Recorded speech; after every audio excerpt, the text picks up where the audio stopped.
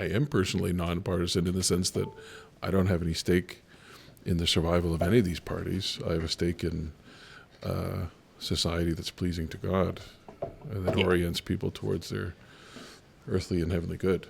And so if the NDP wants to take that up, like, I'll buy membership tomorrow. That'd be great. Like, Yeah.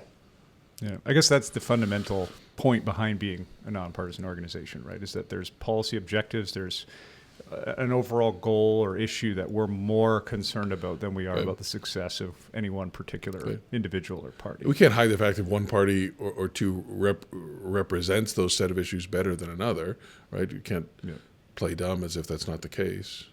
But yeah, if they flip-flopped, if the colors changed, if they rolled the Yahtzee dice or whatever and the colors changed tomorrow, then fine. Yeah, exactly. I guess we have no horse in this race.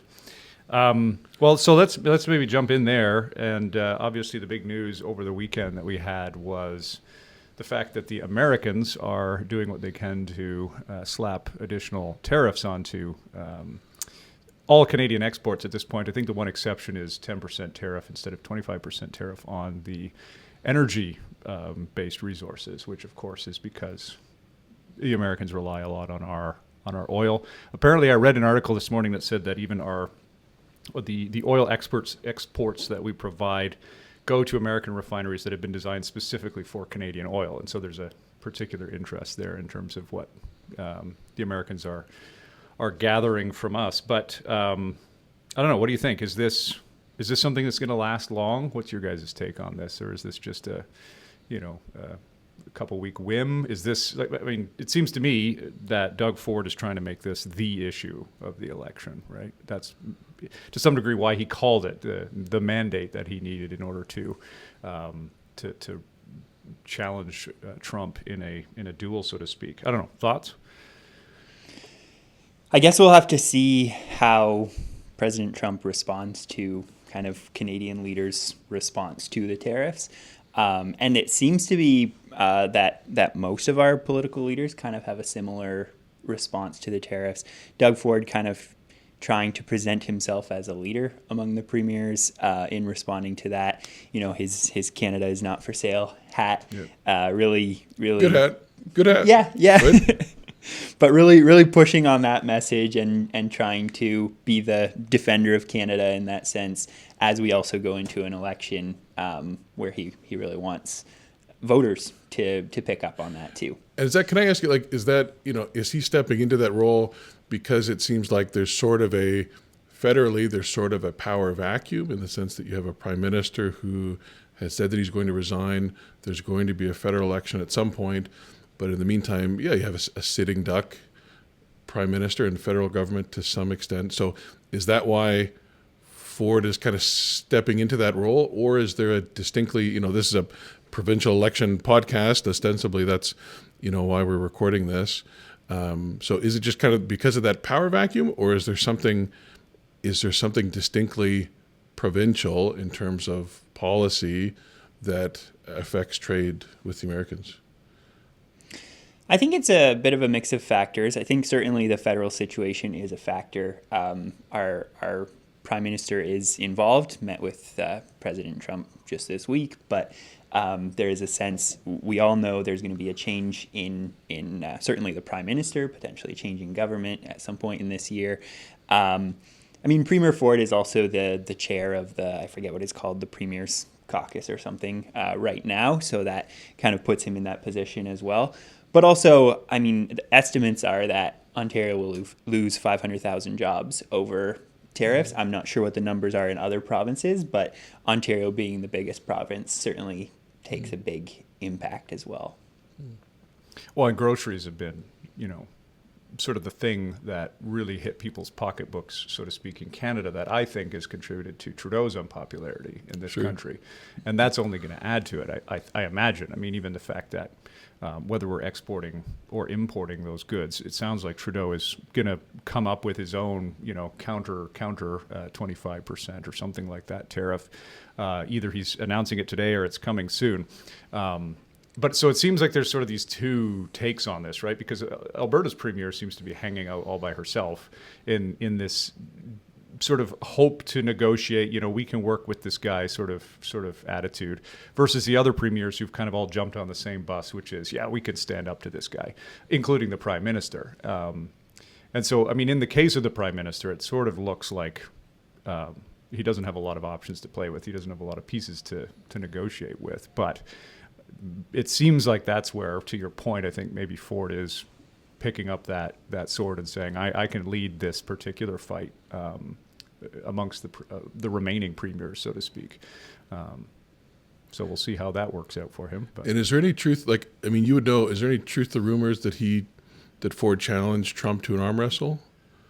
I hope that so. Was that okay? As sort of like a throw down the gauntlet. Whoever wins the arm wrestle gets. So to that keep the that's word on the kind of street. thing. I don't know if that's. We'll call that unconfirmed for now, I guess. We need a little bit of comic relief. For situations like this. Yeah, we'll get Daniel to look into that one for us, Okay. and if it's not true, we got to manufacture it. So okay, more to come on that. So in terms of, obviously, the other element of this that's a bit of a controversy, so to speak, is the fact that it's such a snap election, right? The election was supposed to be called in, I don't know what month, but in 2026. So Ford is clearly taking advantage of what he sees as advantageous polling, as a federal government that's in chaos, that, again, he can step into that void potentially, federal political party and the conservatives that are quite popular right now. Mm-hmm. So he's playing a lot of that. I mean, the other element of this, obviously, is just the fact that so few people seem to know who the other players in this race are. From my perspective, I was talking to my father-in-law just a couple of days ago, and we were trying to remember who the other party leaders were. And the names we came up with, I mean, Stephen Del Duca was one example, aren't even part of the conversation anymore. So anyway, I wonder what that... It all seems to lean into this, this is advantageous for his political party, but will Ontarians be concerned that this is not in their best interests, I guess? I don't know what your guys' thoughts are on that, but... And I guess the question is there anything else, like from our perspective, it would seem that's the only reason to call an election at this time, right? Is those things you outlined. So is there anything that is there anything from a policy perspective, or is there anything that's actually going to benefit the province from having an election at this time? It's hard to. I don't see one personally. I don't know if there are opinions out there on what his justification is for it. And that's one of the interesting things about this election is that, as you mentioned, Premier Ford called it and said, basically, I need a strong mandate to combat Trump's tariffs. I need to be, it needs to be 4 years during the length of time when President Trump is in office. But during this election, there's not a lot of differentiation between the parties of, at least so far, of how they would respond to Trump's tariffs. Mm-hmm. So for the Ontario electorate, it's not a question of who's going to respond best, because they all have a similar strategy. Maybe some differences, but so far it seems like which is what just briefly, which is what, like retaliatory tariffs? Is that what you're referring to? Yeah, mainly the retaliatory tariffs and some extra spending to deal with. There's always extra spending. Yeah, sure. Every problem, more spending. That's right. Okay. When you're holding a hammer, everything looks like a nail. Yeah, precisely. But I wonder whether there's not the concern then for Ontarians in that context is, well, do we trust the guy who's been doing it already, or do we trust these two new faces, to take this on? And I mean, it looks like, what's the Liberal leader's name again? Bonnie Crombie. So, I mean, she's got a hat of her own now, I think. But it seems like they're trying to, I mean, everybody's got a hat these days. Something about healthcare. Anyway, her pivot is to try and take the election into that sort of healthcare problem zone and say, the healthcare situation has been caused by a lack of funding and a lack of attention from the progressive conservatives. So anyway, like I say, everybody's got a hat, everybody's got some new idea. But my point being, I wonder whether people aren't ready to just trust the guy who's been there versus the new faces, especially with the current political climate. That's my guess. Anyway, I suppose we'll see how things progress. Daniel, in terms of just thinking back to the previous election that we had in Ontario a couple of years ago, this was obviously right during COVID was still a big issue when that election was happening. There was, I think even, was it before? Anyway, I can't remember exactly the timeline on that, but has the party changed in terms of social issues, like the issues that we're concerned about? Has there been any progress in the last 4 years in that regard? I think we've seen that in other jurisdictions. We've seen it in other provinces even, where people are willing to start talking about some of the issues that we're concerned about. Is there any, appetite for that in Ontario?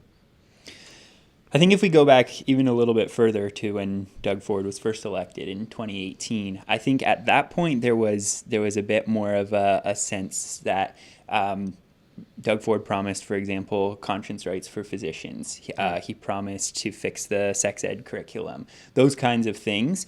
He did change some things in the sex ed curriculum, but nothing too major. And even in that leadership race, he was towards, even if he would never call himself a social conservative, he was towards the social conservative end of that leadership race, I think, right? Yeah. And then in 2022, like you said, the main issue of focus was COVID.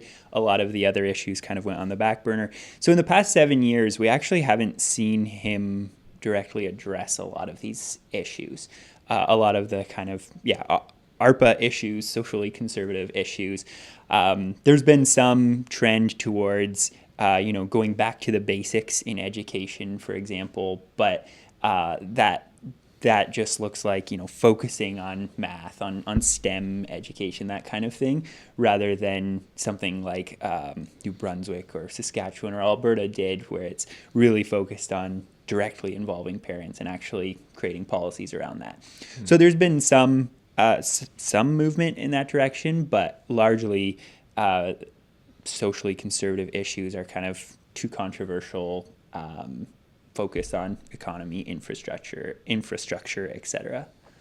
I suppose to his credit, if we could say that, I don't see him willing to necessarily, throw individuals out of the party if they do address social issues, or, there seems to be at least a willingness to say, you know what, and this is, it's a similar theme at the federal level too, but at least within our party, we're willing to tolerate, big tent conservatism, so to speak, or that's kind of the go-to talking point.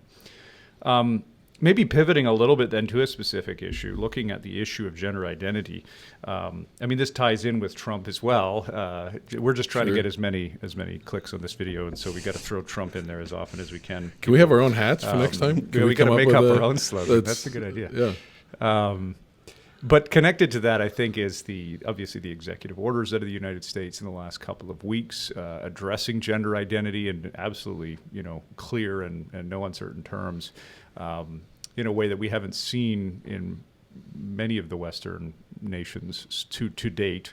And I wonder whether this is just a perspective question, but will that affect the Ontario election? Obviously, this is something that's receiving some pushback in the U.S., but we've heard echoes of that here in Canada. I also saw last week, or maybe 2 weeks ago, Queensland in Australia also has been looking into some of this. There's more movement within Australia, within the United Kingdom.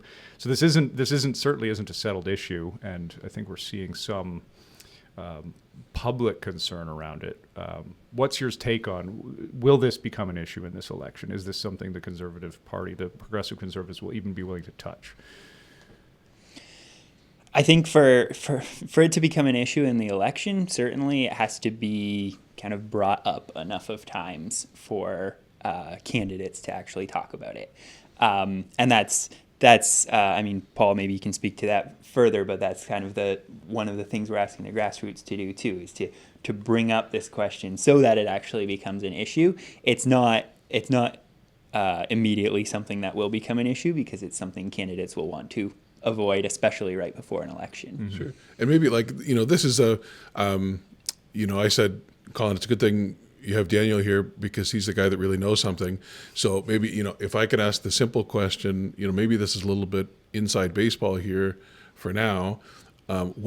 Just briefly, what exactly are we talking about that is not a provincial issue? It's not on the radar in Ontario, for any parties or candidates, what exactly are we talking about? And maybe with reference to, like, in the ARPA offices, in among chapters and school groups, that kind of thing, we talk about, hey, can we influence, can we encourage the Ontario provincial government to do something similar to what Alberta did? So what does that mean? What are we talking about? And what is it that Alberta did that we would like to see other provinces, starting with Ontario, follow through on? Yeah, so really focused on the topic of the Let Kids Be campaign, stopping medical gender transitions for minors. And that's, Alberta did a lot more than that, much broader, but they did prohibit puberty blockers, cross-sex hormones, and sex change surgeries for minors. And that's something that, yeah, like Colin mentioned, has been seen in a lot of other jurisdictions internationally too, a kind of push against some of the transgender ideology that's been really affecting young people. And yeah, that's something that hopefully becomes an issue in Ontario sometime soon too. So, okay, so that's helpful. And understanding, correct me if I'm wrong, it's certainly, even as Colin said, the provincial Conservative Party, which is in power, is not, they're not throwing members out of caucus for touching what we might call social conservative issues, but they're certainly not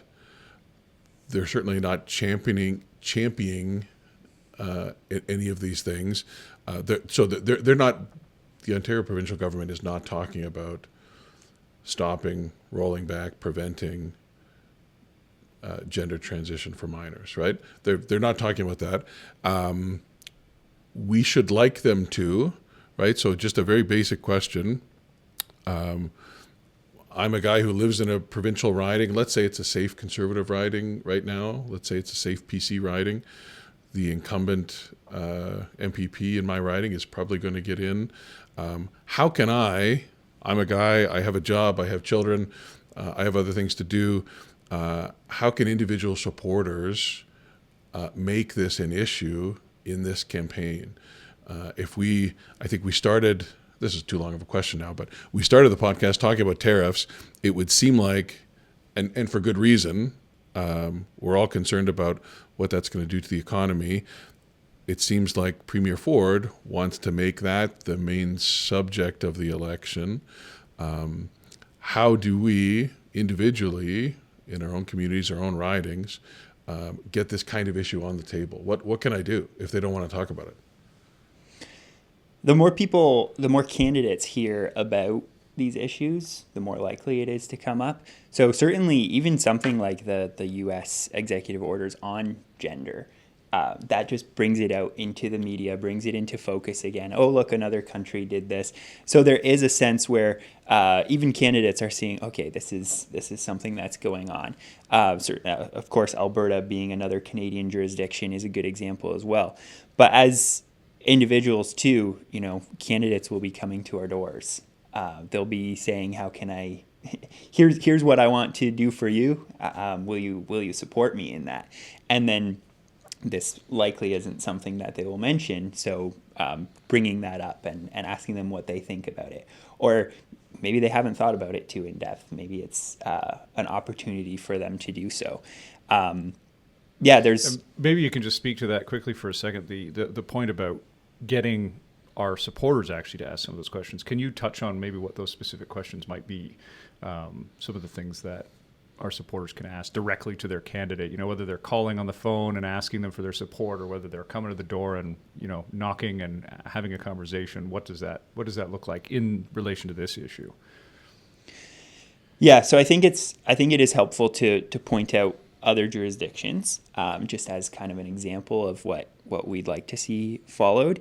But asking candidates if they would support Ontario kind of following through and doing similarly.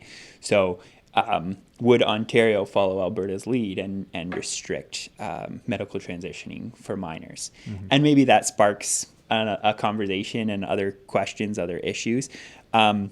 Speaking of how we get it kind of into the public conversation, you can think back also to the Let Kids Be bus ads in London, Ontario, for example. that's something that sparked quite a bit of controversy. You know, the CBC covered it, other news outlets covered it.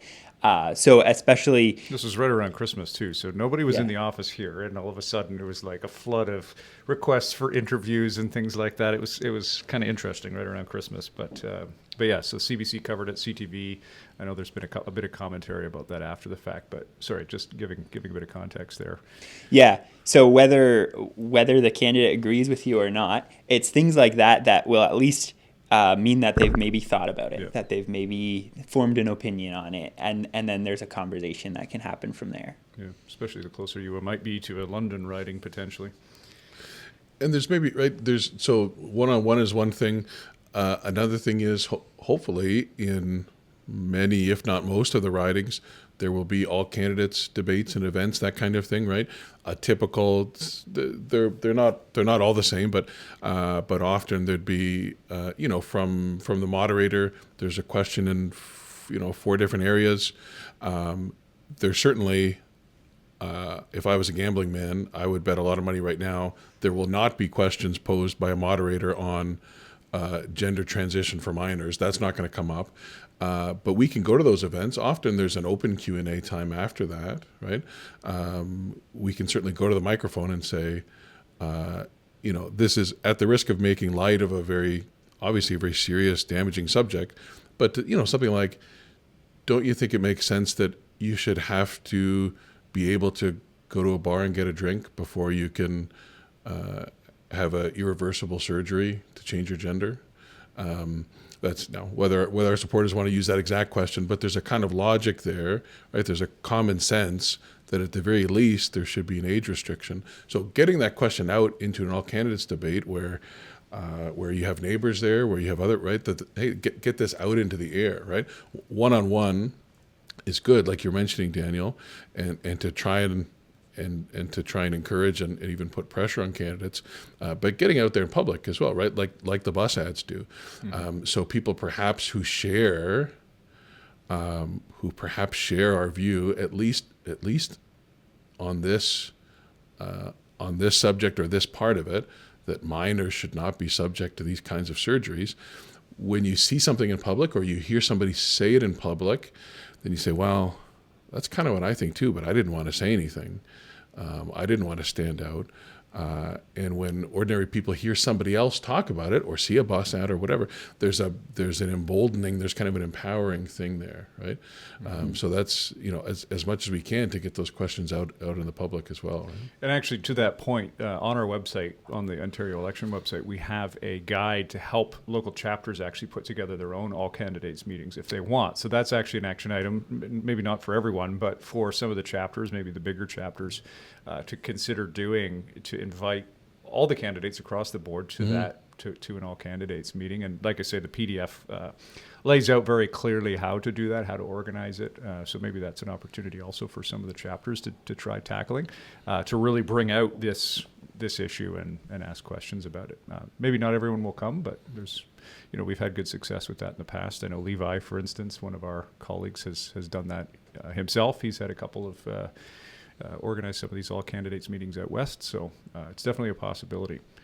Maybe moving on then to the second issue that we're hoping to focus on. So the first one, obviously, we've just touched on, is related to the gender identity issue, specifically medical transitions for minors. The second one is connected now to something that we've just been having a conversation too about, the 10-year anniversary of the Supreme Court decision that legalized euthanasia in this country. So euthanasia obviously is a big talking point for Ontario. Some of the news stories have been around housing, and maybe you could touch on that in terms of individuals who are asking for requesting euthanasia for themselves just because they purely cannot find an affordable place to live.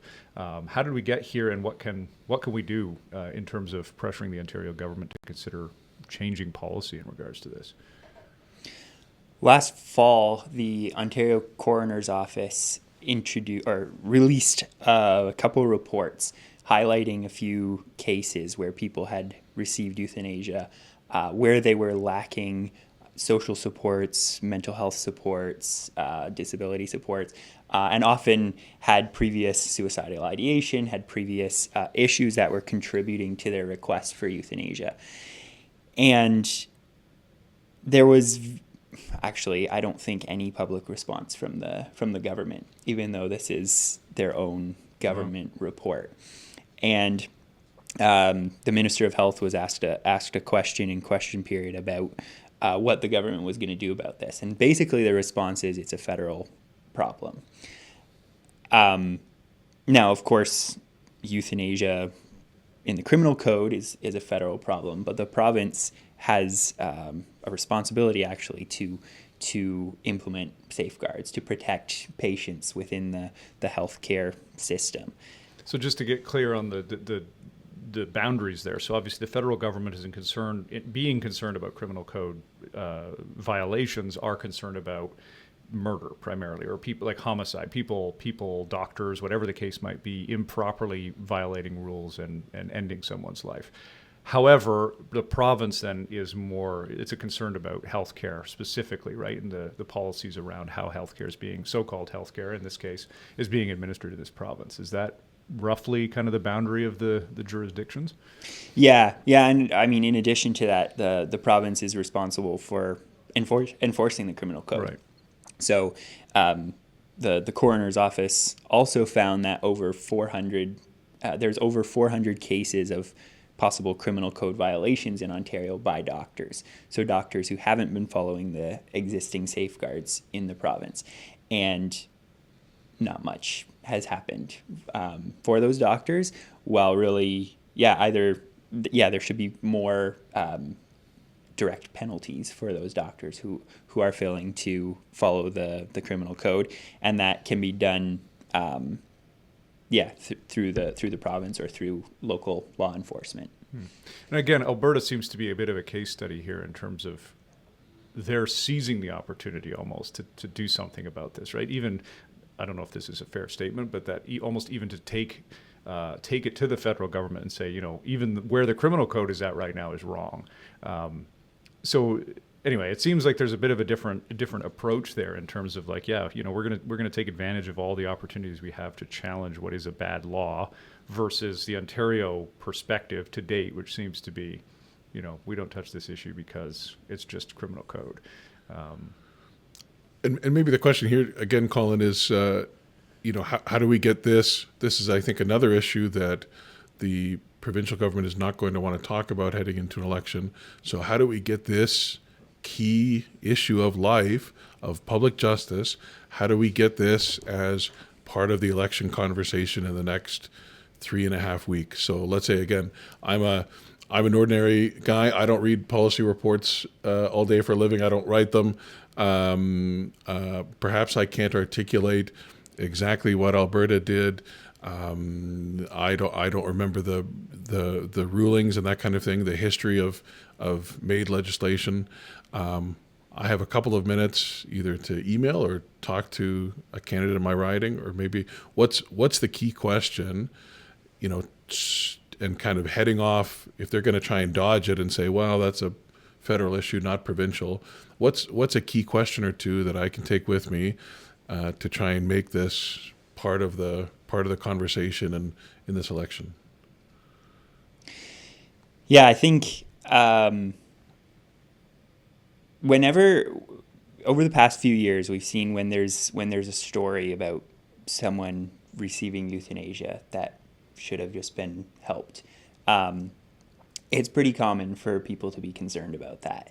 And I think if there's any story like that a candidate hears about, it's likely that they're going to be concerned about that. Again, there's, we don't need to get into the technical kind of questions about jurisdiction. I don't think candidates will really need to get into those technical questions either, but just asking, what are you going to do to protect people in Ontario from euthanasia? Well, I guess except to emphasize the fact that they can do something. Right. Sure. To kind of get around this talking point that they seem to keep using, that this isn't any of their business.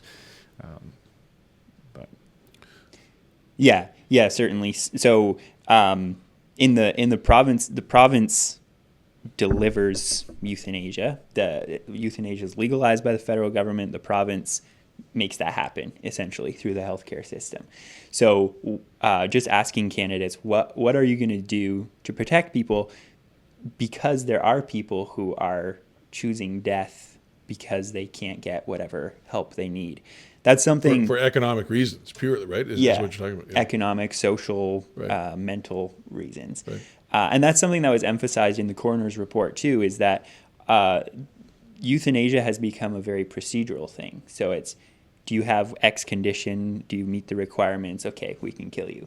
Rather than a care-focused approach by doctors, which is, yeah, okay, you have these issues, you're eligible for euthanasia, but we can help you get past those the suffering there.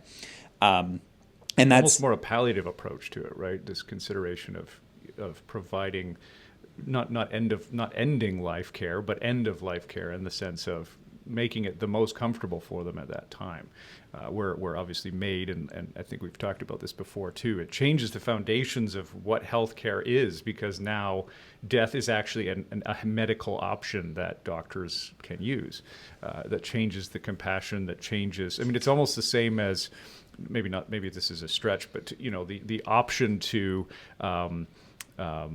when it comes to pregnancy or something like that, a cesarean section, right? Having that as an option, sometimes doctors default to that because it's easier than doing. So other you're saying things. some slopes really are slippery, Colin, right? Well, indeed, there yeah. is such a thing as the slippery slope fallacy, but it sounds like what you're saying is what some of us predicted, that what is permitted becomes encouraged, right? Is that we really are on the downside of the slippery slope here, right?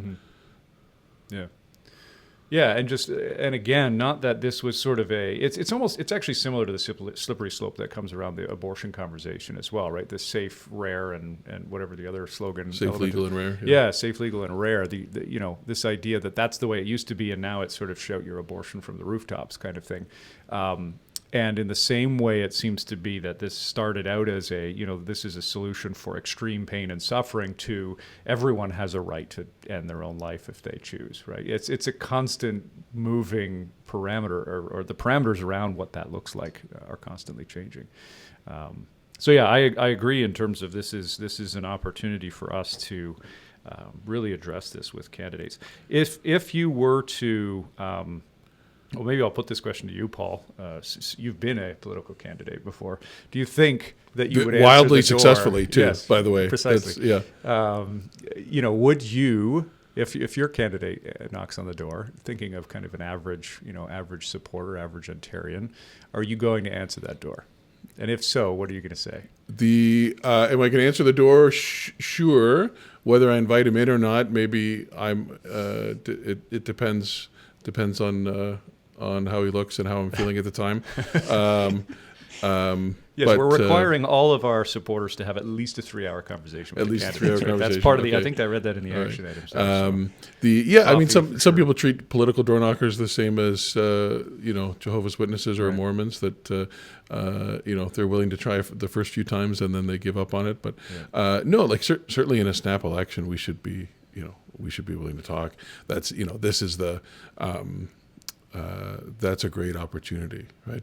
And I think, we're talking a little bit about the kinds of questions we can ask a candidate, right? Specifically, we want to say, hey, care not kill around euthanasia, and let kids be around childhood gender transition. Even the conservative, using small c conservative, even the conservative candidates and parties in our ridings are probably not going to want to talk about those things. Maybe it depends on the riding, but largely are not going to want to talk about them. But to ask them questions, and even to, if there's an opportunity, right, even to impress upon them, especially when you think about euthanasia, like, hey, you, as an elected official, either if it's the incumbent or somebody who is maybe going to be elected, you have a responsibility before God, whether he acknowledges it or not. You have a responsibility before God to protect the people that you've been elected to serve. This isn't a minor thing, right? There are people being offered euthanasia we would say, of course, it's never appropriate for it to be offered.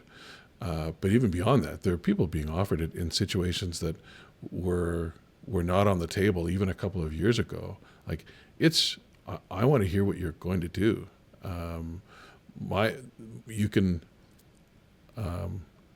vote is valuable in the sense that I will give it to somebody who, whichever party it is, by the way, I will give it to somebody who says they understand that responsibility they have, and here's what they're going to do to protect people that are in really vulnerable situations, right? Not to go on too long, but I think that's a little bit of the overlap of these two issues, right? A minor who is confused, is misled, is troubled in terms of his or her gender identity, and the person who is sick or depressed or elderly or lonely, right, are both in really vulnerable situations. And we have a society that is, frankly, is preying upon them, right, rather than protecting and caring for them. So anyway, long answer to your question. I would answer the door and try to impress that upon them. And I think for those of you who maybe are a little bit concerned about what that looks like, I think it's the other, amplifying element of this is the fact that if other people in your riding are doing the same thing, your candidate starts to say, okay, so it's not about even your individual conversation per se as much as it is how this contributes to the whole conversation around the issues, right? And so if you go to the website, you look at the 4 questions that we've put there in terms of both of these 2 issues, two questions for each of the 2 issues. You can pick one. Pick the one that's the easiest, the one that you can remember, maybe the one you can want to print it off and tape it to the back of your door, or have it close to your phone if you have a home phone anymore, and just be prepared for that one question. You don't have to have a super long conversation. Right. You don't have to engage even with the talking points and the arguments. Just like you put it so clearly, I think, Paul, just ask the question, what are you going to do? This is what I'm concerned about. Why should I vote for you? You have a responsibility to do something about this. So I think that's maybe a good a place to stop. So if you are interested in joining us in this effort and in trying to ensure that in this short 4-week campaign we can actually make a difference, you can head to the website arpacanada.ca and check out the Ontario election page for more on these 2 issues that we've been talking about and a few others as well. So thanks for the conversation. Thank you. Hats next time. Next time we'll have hats.